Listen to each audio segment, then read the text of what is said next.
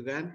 Dan kita lanjut kepada materi selanjutnya yang akan disampaikan oleh BPPK Keuangan yang mungkin ini aplikasi gitu kan, sehingga Bapak Ibu sekalian ini tadi teorinya kayak begini, kemudian bagaimana sih aplikasinya itu ada yang sudah menerapkan adalah keuangan gitu kan, Departemen Keuangan. Nah, sehingga ke depan itu gitu kan, mudah-mudahan gitu kan Pemda DKI itu dengan sudah dibekali, kemudian ada contohnya. Nah, tahun besok itu memang udah penerapannya ke Korpu gitu kan. Kalau sekarang kan masih anggaplah kalau abu-abu ya abu-abu karena Korpunya sendiri belum diketok palu oleh Pak Gubernur. Nanti sebentar lagi ini sudah didorong terus Bu Ana ini. Mudah-mudahan di bulan-bulan ini atau gimana nih, kalian udah Kepala BPSDM atau PLT BPSDM Bu Maria ini sudah merapat terus nih untuk ternyata melonjingkan Korpu.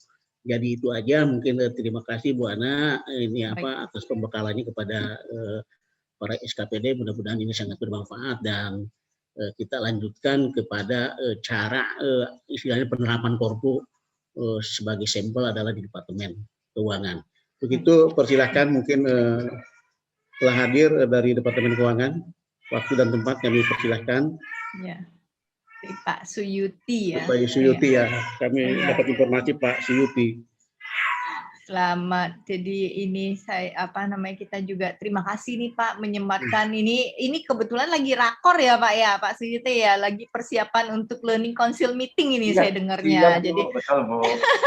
Jadi ini belain kita nih Pak Edung hadir Pak Suyuti untuk memberikan sharingnya, karena kemarin infonya wah ini kita lagi padat merayap ini, lagi mempersiapkan learning council meeting ini dalam minggu-minggu ini katanya. Saya bilang minta tolong deh ini teman-teman Pemda pengen belajar gitu dari yang sudah menerapkan. Kok saya kan lebih dari ininya ya Pak Suyuti lebih kepada conceptual thinking-nya. Nah ini yang menurut saya teman-teman yang menerapkan dengan bagus sekali, bahkan punya PMK-nya Peraturan Menteri Keuangan tuh bagus banget Pak, dan itu konsisten banget dilakukan gitu ya. Nah itu makanya saya insist teman-teman tuh minta tolong banget sama Kemenkyu untuk sharing gitu. Dan ini Pusdiklat Pajak termasuk yang menerapkan TNA-nya dengan luar biasa Pak Edung.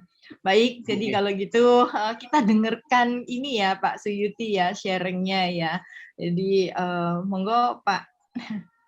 Silakan Pak Suyuti untuk mengisi pembekalan kepada pegawai atau SKPD kepegawaian di Pemda DKI. Dan terima kasih saya ucapkan telah hadir ini meluangkan waktu ya, mudah-mudahan ilmunya bisa diserap gitu kan oleh Pemda DKI. Untuk itu kami persilakan. Baik, yang kami hormati para pimpinan SKPD di Provinsi Jakarta, Bu Ana nih guru kami nih Pak. Terima kasih nih Bu Ana. Nah izin ini Pak Edung, kebetulan pimpinan kami sebetulnya Pak, tadi saya kebetulan diminta untuk hadir lebih awal. Sudah saya informasikan ke beliau. Tadinya saya ini Bu Ana kebetulan memang dalam prakteknya kalau di Kementerian Keuangan dalam pelaksanaannya kita dibagi di dalam beberapa tahapan, dan saya kebetulan di praktek bagian desain kurikulumnya sebetulnya. Karena tadi sudah janjian seperti itu Ibu. Gimana Pak? Baik, enggak. Sudah. Oke, Pak Unggul nanti yang akan masuk seperti itu. Nanti kalau saya cerita nanti loncat Ibu. Gimana Ibu? Enggak apa-apa. Kita tunggu Pak Unggul. Tadi saya diinstruksikan dari pimpinan.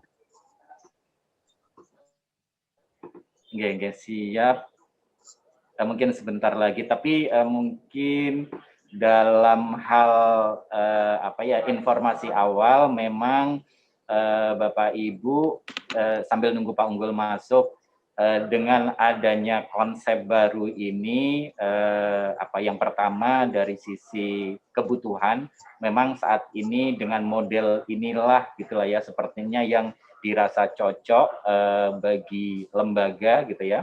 kami sudah praktekkan, dan saat ini pun atas jerih payah dan bimbingan dari Bu Ana, banyak respon positif gitu ya dari kementerian lain yang mencoba juga untuk mencari informasi atas apa yang kami lakukan. Jadi sering juga kita dijadikan benchmark ya Pak. Iya, iya, itu luar biasa banget Pak Suyuti. Saya lihatnya, waduh ini semuanya mengacu ke Kemenkyu itu Pak.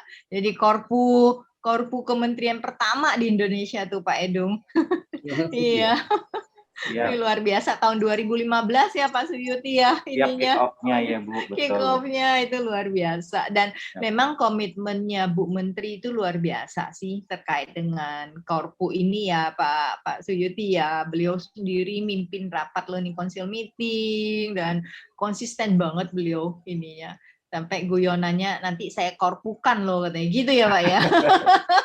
Ya Bu Ana, ya ini berbagi cerita juga tambahannya. Memang ada hal yang cukup berat untuk memulainya. Kebetulan bisa jadi berbeda struktur organisasi ya, di Kementerian Keuangan itu menggunakan holding, sementara BPPK kan salah satu bagian di posisi termasuk sejajar gitulah ya. Dia tidak berada di atas unit-unit eselon 1 lain seperti itu Pak Edung. Kemudian dari sisi kewenangannya, nah ini yang menarik memang ketika kami melakukan praktek pembelajaran atau pelatihan dalam berbagai bentuk, memang ada hal-hal yang perlu disinkronkan benar dengan unit pengguna gitu Pak. Itu yang menjadi tantangan kami, sehingga Korpu ini kan benar-benar melembaga. Jadi tidak hanya kami sebagai badan pengembangan yang punya tugas itu, tetapi Korpu ini sendiri ruhnya itu dimiliki oleh seluruh unit sampai dengan unit pengguna, seperti itu Pak. Nah Pak Edung izin ya, di kami ini BPPK kan memang unit eselon 1 seperti kami di Pusikat Pajak itu mengelola pengembangan Direktorat Jenderal Pajak. Kita ketahui di Direktorat Jenderal Pajak juga punya pola pengembangan tersendiri. Nah disinilah yang menarik Bapak Ibu, bagaimana menyingkronkan proses Korpu mulai dari tadi AKP-nya sampai benar-benar pas presisi seperti itu. Nah, kita lihat Pak Edung, perkembangan di Kementerian Keuangan itu hampir selalu tiap bulan gitu ya, ada inovasi baru. Ya pokoknya gitu, intinya cepat banget. Jadi kami hampir ya memang merasa kewalahan untuk menyusun AKP yang presisi. Akhirnya kami justifikasi, ya kami adjust Bapak. Jadi begitu AKP terselesaikan, saya sendiri di bagian kurikulum itu prosesnya ketika masuk ke kami pastikan kembali apakah kebutuhan yang sudah disetujui tadi itu sampai saat ini sampai saat dibahas itu masih relevan, sampai segitunya Pak Edung. Jadi kami dinamikanya ya Pak Suyuti ya. Seperti dinamikanya. Pak Unggul, nah ini izin sudah datang, monggo. Tadi baru sharing ini dengan Bu Ana, Pak Unggul. Kita ngerasa nih Pak Unggul ini, Pak. Ini kawan lama ini Pak Unggul. Terima kasih loh Pak juga ini. Terima kasih Bu Ana, teman-teman dari BPSDM dan teman-teman dari SKPD. Terima kasih Pak Edung. Kalau Pak Edung itu dari BPSDM Pak Suyuti, Pak Unggul, dan teman-teman yang lain dari SKPD-nya. Iya. Terima kasih kesempatan yang sangat berharga bagi kami nih Bu Ana, Pak Edung, dan teman-teman, kita bisa saling sharing, saling belajar. Ini Pak Edung tadi sudah disampaikan oleh Pak Suyuti ya Bu Ana ya. Walaupun kita sudah mengawali 2016 ya Bu Ana ya waktu itu ya. Dengan kick off-nya 2015 ya Pak. 2015 ya dengan Bu Sumiati. Ini termasuk pejuang Korpu juga Pak Edung, Pak Unggul ini yang pionir juga bersama Pak Suyuti waktu itu. Namun ya, kami juga masih merasa harus yang banyak kami kejar ini Bapak dan Ibu dan teman-teman.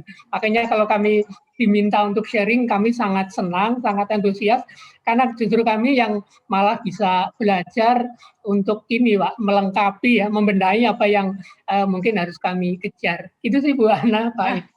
Ya, siap. Monggo Pak. Monggo Pak Unggul, mulai dari paparannya Pak Unggul. Oke, siap. Mohon izin Pak Edung, Bu Ana, dan teman-teman dari BPSDM dan dari dinas yang lain. mohon izin barangkali ada suara-suara yang mengganggu juga ini Ibu, karena kebetulan pas ada Zoom yang lain juga nih, nggak tahu Oh, mungkin karena baik. 1 hari menjelang puasa, barangkali hari yang sangat baik ya. Jadi Iya. kami penuh dengan Zoom ini.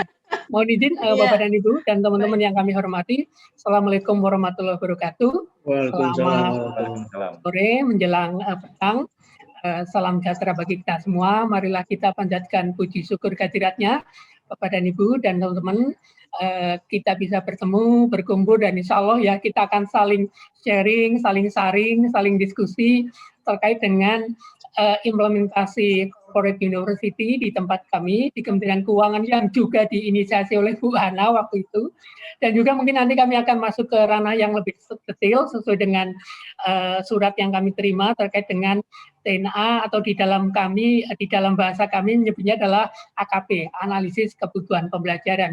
Jadi sekali lagi kami dengan teman-teman sangat mengapresiasi ini yang sudah dilakukan oleh teman-teman di BPSDM, Pemprov DKI, tentu saja dengan pendampingan Bu Ana ya, untuk menuju ke arah corporate university. Karena memang setelah kami mengalami banyak model pengembangan SDM, memang Korpulah Bapak dan Ibu dan teman-teman yang menurut hemat kami memang pas untuk pengembangan SDM di internal satker masing-masing. Jadi barangkali mungkin nanti mohon izin Bu Ana, Pak Edung, dan teman-teman di dalam diskusi ini kami membawa full tim ini, Bu Ana, Pak Edung, ini ada Pak Suyuti adalah Kasubit kurikulum kami, terus ada Pak Ruri adalah Kasubit program, nanti dengan Mas Salman yang nanti akan banyak diskusi ya, sharing terkait dengan AKP, dan kemudian nanti juga mungkin ada Bapak Wijay Suara kami dan staf kami yang nanti akan banyak berdiskusi di forum ini. Nah, mohon izin ini Bu Ana, Pak Edung, untuk diskusi ini barangkali saya akan membagi 2 hal besar ini, Bapak dan Ibu dan teman-teman. Tentu saja yang pertama terkait dengan corporate university sendiri, progres yang sudah kami capai sampai dengan tahun ini paling tidak. Nah, setelah itu barulah nanti kami akan masuk ke ranah yang menjadi topik diskusi sore ini ya Bu Ana, Pak Edung, terkait dengan AKP-nya. Jadi mungkin nanti di AKP mungkin kami tidak banyak diskusi tentang konsep, barangkali teman-teman di forum ini sudah penat, sudah lelah dengan konsep yang seharian ya. Nanti Mas Ruri dan dengan teman-teman akan lebih banyak menyampaikan terkait dengan apa yang sudah kami lakukan setelah kami dulu belajar Korpu. Jadi memang ada satu karakteristik atau ciri khas yang ini Bapak dan Ibu ya, yang kuat melekat di Korpu ini adalah keterlibatan unit asal peserta. Itu Bapak dan Ibu dan teman-teman. Jadi kalau selama ini kan pada saat kita melakukan pengembangan pelatihan atau diklat, biasanya itu sepenuhnya langsung diserahkan kepada unit pelaksana diklat. Nah, di kami waktu itu adalah di Badan Pendidikan dan Pelatihan Keuangan. Nah, barangkali kalau di Pemprov, di PPSDM ya, di BPSDM ya, Edung ya. Nah, waktu itu kan modelnya seperti itu. Jadi diserahkan sepenuhnya kepada unit pengelola diklat, mulai dari AKP-nya, desainnya, sampai dengan evaluasi.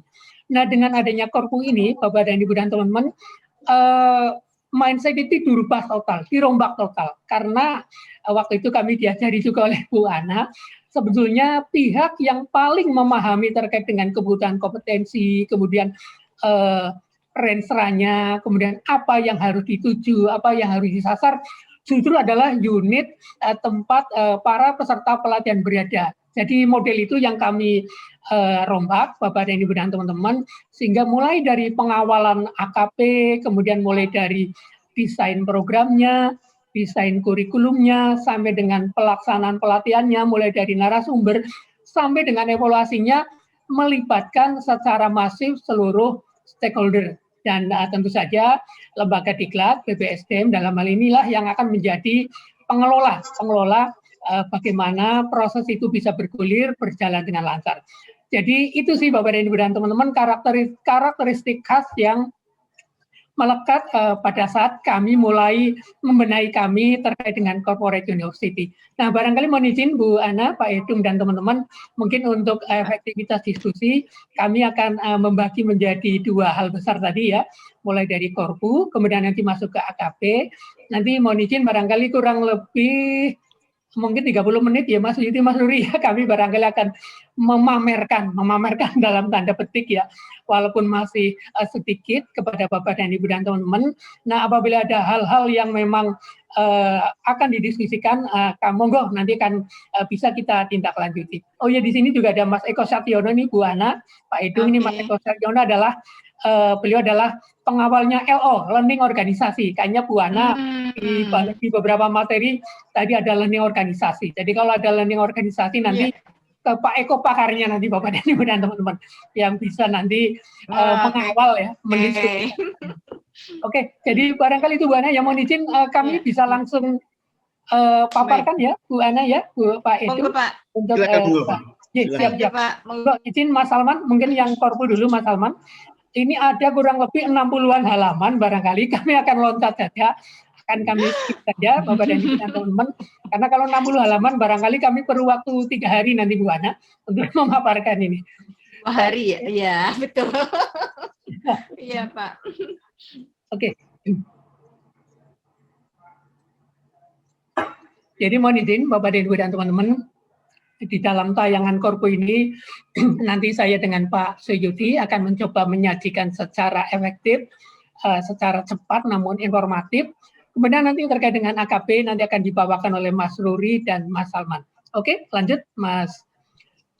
Nah ini Bapak dan Ibu dan teman-teman, tidak kenal tidak sayang, walaupun saya yakin kita juga sudah saling mengenal ya Bapak dan Ibu dan teman-teman. Nah inilah struktur organisasi Kementerian Keuangan Bapak dan Ibu dan teman-teman.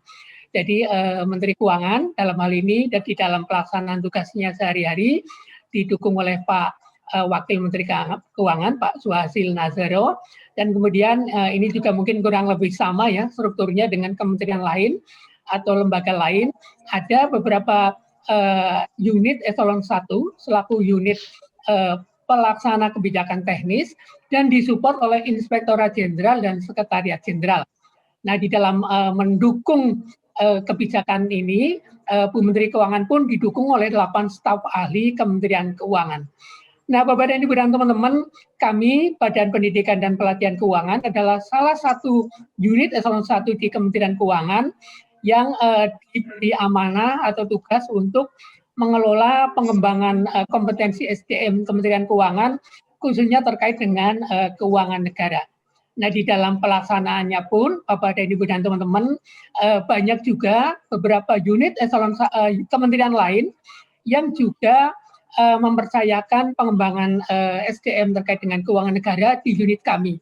Jadi, selain Kementerian Keuangan, ada juga beberapa unit eselon 1 kementerian lain, Bapak dan Ibu dan teman-teman, yang juga melibatkan diri di dalam proses pengembangan SDM. Jadi mungkin kalau di teman-teman di Pemprov barangkali terkait dengan bendara pengeluaran, bendara penerimaan, atau pengadaan barang dan jasa, biasanya di kamilah yang juga mengendalikan pelatihannya. Nah, sementara kalau kami di tingkat pajak, Bapak dan Ibu dan teman-teman juga menghandle beberapa pelatihan terkait dengan jurusita, terkait dengan pemeriksa pajak daerah dan yang lain. Jadi ini karena sekali lagi bahwa tema keuangan negara memang adalah tema yang memang juga diperlukan tidak hanya di lingkup Kementerian Keuangan. Oke, next Mas Salman. Nah, Bapak dan Ibu dan teman-teman, kita sudah melihat tadi ya terkait dengan struktur organisasi BPPK. Kalau Bu Ana sudah sangat familiar ya Bu Ana ya, karena kita lebih dari 4-5 tahun terakhir ini ya selalu berinteraksi. Nah ini Bapak dan Ibu dan teman-teman, kami di Badan Pendidikan dan Pelatihan Keuangan terdiri dari beberapa unit eselon 2 dan beberapa unit eselon 3.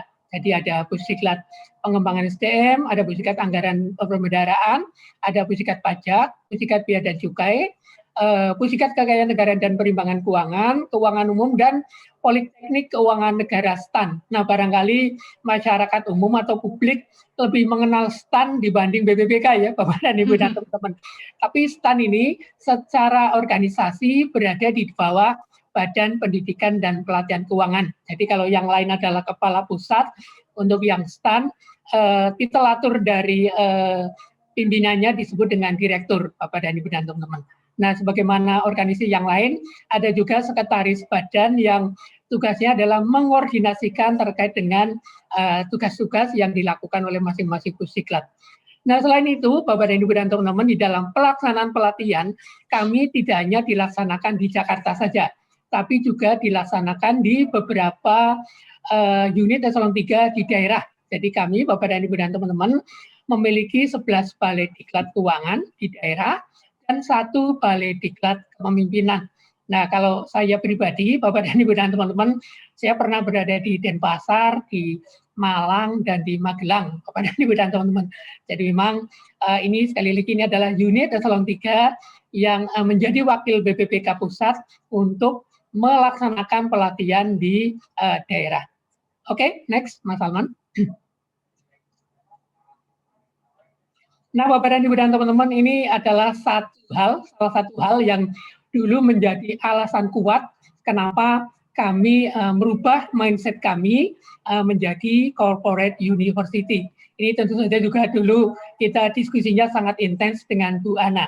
Pertama tentu saja terkait dengan global change, Bapak dan Ibu dan teman-teman, karena dunia berubah, Bapak dan Ibu dan teman-teman ya, termasuk juga perubahan dinamika organisasi yang sangat dinamis, Bapak dan Ibu dan teman-teman, sehingga itu yang menyebabkan kalau kita tidak merubah mindset kita tentang pelatihan, kita akan ketinggalan. Sehingga itulah kenapa corporate university diperlukan. Kemudian yang berikutnya terkait dengan demografi Kementerian Keuangan, Bapak dan Ibu dan teman-teman. Jadi Kementerian Keuangan adalah unit yang memang sangat memiliki karakteristik probis yang sangat berbeda-beda, Bapak dan Ibu dan teman-teman, sehingga melibatkan banyak SDM di situ. Jadi kurang lebih ada 70.000 ya Pak Suyudi ya, kurang lebih 70.000 yang harus dikelola dengan sangat-sangat efektif, sangat profesional untuk pengembangan SDM-nya, karena sekali lagi tema keuangan negara selalu dinamis, Bapak dan Ibu dan teman-teman. Sehingga apabila kita tidak cepat mengikuti perubahan itu, kita akan ketinggalan. Jadi dengan model yang lama, barangkali kami akan perlu waktu yang lama ya untuk melakukan pengembangan SDM. Nah, dengan corporate university, dengan melibatkan seluruh pihak, kami akan bisa secara cepat, secara dinamis untuk menyesuaikan dengan perubahan. Nah, kemudian yang berikutnya adalah adanya potensi tacit knowledge yang hilang, Bapak dan Ibu dan teman-teman. Jadi tacit knowledge ini kalau di dalam pemahaman knowledge management ini adalah pengetahuan-pengetahuan yang hanya dimiliki oleh sementara orang, Bapak dan Ibu dan teman-teman. Nah, ini barangkali mungkin Pak Edung punya pemahaman ya terkait dengan pengembangan SDM di BPSDM. Nah, ini belum pernah dituangkan di dalam dokumentasi yang tertulis, Bapak. Nah, kalau itu tidak ditangkap dan dituangkan, ini barangkali akan ada pemahaman atau pengetahuan yang hilang. Nah, ini juga yang kemudian ditangkap oleh kami di Corporate University menjadi salah satu pilarnya, yaitu pilar nanti kami sebut dengan knowledge management. Nah, kemudian yang berikutnya adalah terkait profesor, Bapak dan Ibu dan teman-teman, sangat tinggi tekanan di seluruh unit eselon 1 ya, Bapak dan Ibu dan teman-teman, terlebih lagi di era pandemik ini. Nah, tentu saja ini juga harus dijawab bagaimana tekanan tersebut bisa kami jawab dengan pengembangan SDM. Nah, inilah corporate university yang dipercaya menjadi salah satu jawabannya. Kemudian manajemen kinerja, performance management, ini juga merupakan salah satu tuntutan ya dari pimpinan, bagaimana pimpinan bisa memastikan bahwa organisasi atau stafnya bekerja sesuai dengan role atau sesuai dengan arah yang dikehendaki. Nah, ini juga harus dipenuhi pengembangan SDM-nya melalui corporate university. Nah, kemudian berikutnya terkait dengan learning organisasi, Bapak dan Ibu dan teman-teman, organisasi harus selalu belajar. Tadi di halaman pertama kita sudah sampaikan bahwa belajar ini tidak mengenal batas, Bapak dan Ibu dan teman-teman, ya, batas ruang, waktu, dan barangkali usia ya Bapak dan Ibu dan teman-teman. Nah inilah yang kemudian kami jawab dengan corporate university. Nah kemudian pada saat itu kami dengan Bu Ana juga memasang tagar ya Bu Ana ya, bahwa untuk corporate university di Kementerian Keuangan yang diinisiasi oleh BPPK dengan pendampingan Bu Ana, kami mencanangkan bahwa pelatihan ini harus memiliki korsa karakteristik relevan, applicable, impactful, dan accessible, Bapak dan Ibu dan teman-teman. Relevan adalah bahwa apa yang kami berikan relevan dengan apa yang dikehendaki oleh stakeholder, oleh pimpinan unit asal peserta. Kemudian applicable, bisa memang diaplikasikan di tempat tugas unit asal peserta. Kemudian impactful, berdampak penuh ya terhadap kinerja organisasi. Dan yang tidak kalah pentingnya adalah aksesibel, Bapak dan Ibu dan teman-teman. Bahwa pelatihan yang kami kelola, kami berikan, bisa dilakukan, diakses, diikuti dari manapun mereka berada. Oke, lanjut Mas Salman. Nah, Bapak dan Ibu dan teman-teman, terkait dengan Kementerian Keuangan Corporate University ini, banyak tantangan, Bapak dan Ibu dan teman-teman, yang membuat kami, ya, BPK harus mencari solusi terhadap strategi pembelajaran bagi SDM Keuangan Negara. Nah, kemudian rencana strategisnya untuk mengadopsi konsep Korpu ini dituangkan di dalam Renstra BPPK 2015-2019. Ini juga waktu itu sudah diberikan arahan dan diberikan respon positif oleh Bu Menteri, sehingga kemudian dituangkan di dalam RPTK Kemenkyu 2019-2022. Nah, barangkali yang bagian ini mohon izin Bu Ana, kami percepat saja ya Pak Edung. Baik. Nanti kita akan langsung ke AKP. Oke, lanjut saja Mas. Nah ini mungkin pembedaan ya, ini pembedaan yang mungkin perlu kami sampaikan juga Bapak dan Ibu dan teman-teman.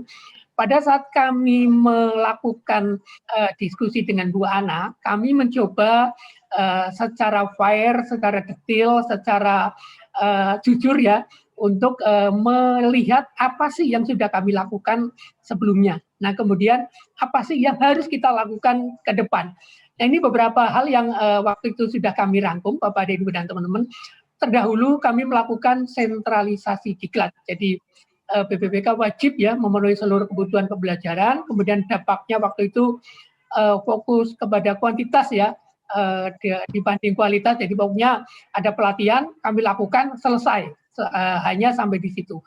Kemudian waktu itu juga kami lebih kepada bottom up ya pendekatannya, dan BPPK dan unit pengguna adalah unit yang berbeda. Nah ini yang tadi kami sampaikan Bapak dan Ibu dan teman-teman, karakteristik inilah yang kemudian kami rombak total Bapak dan Ibu dan teman-teman di Corporate University, bahwa spesialisasi diklat kami fokus kepada pembelajaran strategis Bapak dan Ibu dan teman-teman. Jadi waktu itu saya ingat banget dengan apa yang disampaikan oleh Bu Ana, satu kata kunci yang harus kami tangkap pertama kali adalah arahan dari pimpinan unit satker asal peserta.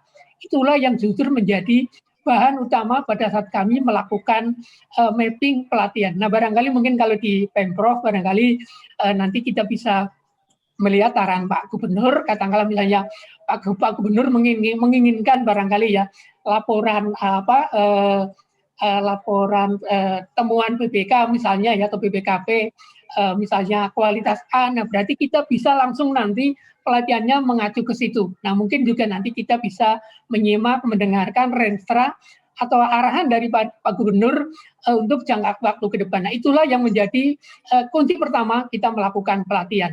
Nah kemudian baru yang lain yang nanti bisa dijelaskan oleh Mas Suri pada saat AKP. Nah ini ya Bapak dan Ibu dan teman-teman, kemudian top down approach ini adalah sekali lagi bahwa ini adalah arahan dari top management kepada kita yang langsung kita jawab dengan pelatihan. Jadi memang terdahulu kami di BPPK kami ini menunya kayak menu warung ini Pak Edung ya Bu Ana ya.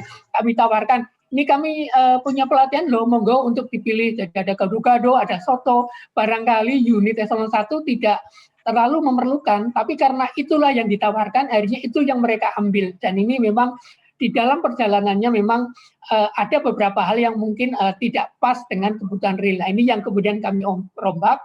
Nah, yang lebih penting lagi adalah bahwa Korpu adalah entitas yang terintegrasi, Bapak dan Ibu dan teman-teman. Nah, kata kunci inilah yang kami tangkap, kami rangkum, kemudian kami tuangkan menjadi Corporate University Kementerian Keuangan yang dikawal oleh Badan Pendidikan dan Pelatihan Keuangan. Oke, lanjut Mas. Mungkin lanjut aja Mas Salman, kita langsung lanjut saja. Oh ini yang rumahnya ini barangkali Bu Hana sudah membahas barangkali ya sudah cukup dalam. Oke, lanjut saja Mas Salman. Nah mungkin ini ya Bapak dan Ibu dan teman-teman, ini kurang lebih karena kita satu guru satu ilmu ya Pak Edung, kurang lebih rumahnya juga sama ini ya. Jadi di sini rumah House of Kemenlu Korpu dari kami, ini juga hasil diskusi kami ya Bu Ana ya, cukup panjang diskusi kami. Kami memakan waktu yang cukup lama karena memang diskusinya sangat intens. Jadi di sini ada learning solution delivery system, kemudian di sini ya yang tadi kami sampaikan ada knowledge management, ada school, ada college dan akademi. Jadi di sini memang kami membedakan ini Pak Edung karena di akademi ini barangkali lebih ke STAN ya. Nah untuk yang school ini lebih ke pusdiklat pengembangan SDM barangkali ini ya, karena atau mungkin yang di college ya, karena di sini ada pelatihan-pelatihan yang sifatnya memang pembentukan korsa kepemimpinan yang lain, sementara yang lain ada juga pusdiklat yang menangani pelatihan-pelatihan yang sifatnya teknis. Nah ini yang kami rangkum menjadi 3 besar, yaitu school, college, dan akademi. Oke, lanjut saja Mas Salman. Lanjut saja Mas Salman, ini untuk kita langsung ke ini aja yang nah ini mungkin ini Bapak dan Ibu dan teman-teman tadi sudah disampaikan oleh Bu Ana juga, Bu Ana ya, kami memang kurang satu momen yang grand launchingnya ya Bu Ana ya. Kita waktu itu baru mungkin soft opening atau ya baru soft opening. Nah Bapak dan Ibu dan teman-teman, di dalam tata kelola Kemenlu Korpu yang kami rangkum terdahulu Bapak dan Ibu dan teman-teman, di sini kita bisa lihat Bapak dan Ibu dan teman-teman bahwa Bu Menteri di sini beliau adalah sebagai chairman, Bapak dan Ibu dan teman-teman, kemudian Pak Wakil Menteri Keuangan sebagai vice chairman. Nah di sini ada learning council meeting, Bapak dan Ibu dan teman-teman. Ini yang nanti akan mengawali analisis kebutuhan pembelajaran atau TNA, Bapak dan Ibu dan teman-teman. Jadi di sini ya antara Bu Menteri dengan Pak Wakil Menteri dengan seluruh unit eselon 1, di sini ada unit pengelola, ada unit eselon 1 yang lain, ada juga staf ahli menteri. Nanti di dalam satu titik tertentu, ini kalau tidak salah di bulan April ini, kami akan menyelenggarakan semacam learning council meeting, Bapak dan Ibu dan teman-teman. Jadi nanti di situ kita akan mendengarkan secara bersama arahan dari Bu Menteri dan seluruh pimpinan unit eselon 1 terkait dengan arah pengembangan pembelajaran ke depan. Nah itulah yang nanti akan kami tangkap menjadi salah satu bahan utama pada saat nanti kami akan melakukan pelatihan di tahun 2022. Jadi di sini kita bisa lihat Bapak dan Ibu dan teman-teman ya, di sini ada komite pengarah, Bu Menteri dan para pimpinan unit eselon 1. Nah, sementara kami di BPPK duduk sebagai komite operasional. Ada Pak Kepala Badan, ada Sekretaris Badan, ada Kepala Pusat dan Direktur STAN, serta para Kepala Balai Diklat. Oke, lanjut. Nah ini Bapak dan Ibu dan teman-teman, ini beberapa hal yang menjadi pembagian tugasnya. Chairman, Bu Menteri memberikan arahan ya mengenai kebijakan strategisnya. Kemudian nanti Pak Wamen membantu pelaksanaan tugas dari Ibu Menteri. Sementara yang lain barangkali nanti mungkin Bu Ana, Pak Edung nanti mungkin teman-teman bisa menyimak ya, nanti Mas Salman mohon bisa di-share ya materinya ke teman-teman, mungkin dalam kesempatan hari ini atau kesempatan lain kami siap Bu Ana apabila suatu saat kita akan mendiskusikan lebih lanjut. Oke, next. Nah ini lanjut saja Mas Salman. Nah ini Bapak dan Ibu dan teman-teman, ini adalah learning council meeting yang dilakukan beberapa waktu yang lalu. Jadi di forum ini Bapak dan Ibu dan teman-teman, pimpinan merumuskan kebijakan strategis pengembangan SDM yang memiliki keterkaitan dengan target kinerja Kementerian Keuangan. Jadi sekali lagi, ini saya ingat banget, saya catat di dalam memori dan dalam file saya, Bu Ana ya, bahwa semua pelatihan kita harus selalu dikaitkan dengan target kinerja organisasi. yang merupakan arahan dari pimpinan. Nah, inilah yang nanti akan menjiwai pelatihan kita, Bapak dan Ibu dan teman-teman. Jadi semua pelatihan kita nanti akan lari ke situ. Nah, kami karena kami di Pusdikat Pajak, nanti yang akan kami tangkap adalah pelatihan yang merupakan arahan dari Pak Direktur Jenderal Pajak. Jadi kurang lebih nanti ada 3 tema, kalau tidak salah nanti mungkin Mas Hori bisa menjelaskan. Nah, kemudian Learning Council melakukan pertemuan paling sedikit 1 kali di dalam 1 tahun. Nah, kemarin di 2020, Bu Ana, karena adanya pandemik, memang pertemuan kemarin menjadi terkendala, harusnya memang di awal tahun ya, ini menjadi mundur, termasuk juga di tahun ini, karena memang Bu Menteri dan Kabinet ya fokus kepada penanggulangan PEN. Jadi memang waktu itu di awal tahun belum bisa dilakukan, dan rencana nanti akan dilakukan di bulan April. Oke, next. Lanjut saja Mas Salman yang EDDIA barangkali. Nah, sebenarnya Mas Salman. Oke, nah ini Bapak dan Ibu dan teman-teman, ini saya yakin pasti Bu Ana juga memberikan ini terkait dengan EDDIA ini. Jadi disinilah Bapak dan Ibu dan teman-teman, kita melihatkan suatu ilustrasi yang real dan nyata, Bapak dan Ibu dan teman-teman, bahwa semua pihak, sekali lagi tidak hanya lembaga diklat, terlibat secara masif di dalam proses pengembangan SDM. Jadi mulai dari analisisnya, desainnya, developmentnya, implementasinya, dan evaluasinya.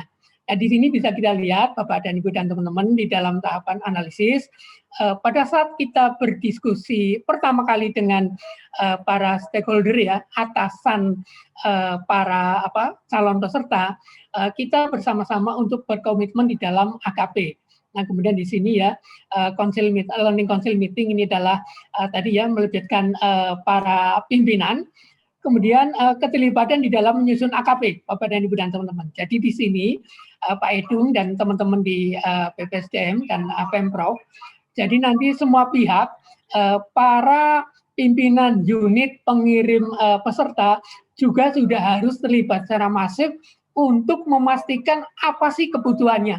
Itu Bapak dan Ibu dan teman-teman. Termasuk ya Bu Ana ya, evaluasinya ya Bu Ana ya. Jadi kalau misalnya pada saat misalnya di salah satu dinas atau salah satu badan ya ternyata menginginkan bahwa nanti outputnya adalah peserta yang bisa mengimplementasikan di tempat tugas, nah berarti pada saat AKP kita sudah bisa memperkirakan bahwa nanti evaluasinya akan sampai dengan level 3 atau 4. Tidak hanya peserta yang memahami materi saja, tapi mengimplementasikan di tempat tugas. Jadi dari titik AKP ini kita sudah bisa memperoleh gambaran yang nanti akan diperdalam pada saat desain, bahwa nanti evaluasinya atau kurikulumnya nanti akan sampai ke situ. Nah, kemudian juga komitmen dan seterusnya. Nah, barangkali untuk EDDIA ini mohon izin Pak Ana, Bu Ana, Pak Edung, mohon izin Mas Suyuti ya, Mas Suyuti yang bisa menyampaikan secara detail. Nah, setelah itu nanti kami akan langsung masuk AKP yang nanti dihandle oleh Mas Suri. Nah, mungkin mohon izin geser ke room sebelah, Bu Ana, Pak Edung, nanti saya gabung lagi ke sini. Kayaknya sudah giliran saya ngomong di room sebelah juga. Monggo Mas Suyuti, kami persilakan. Oke, baik.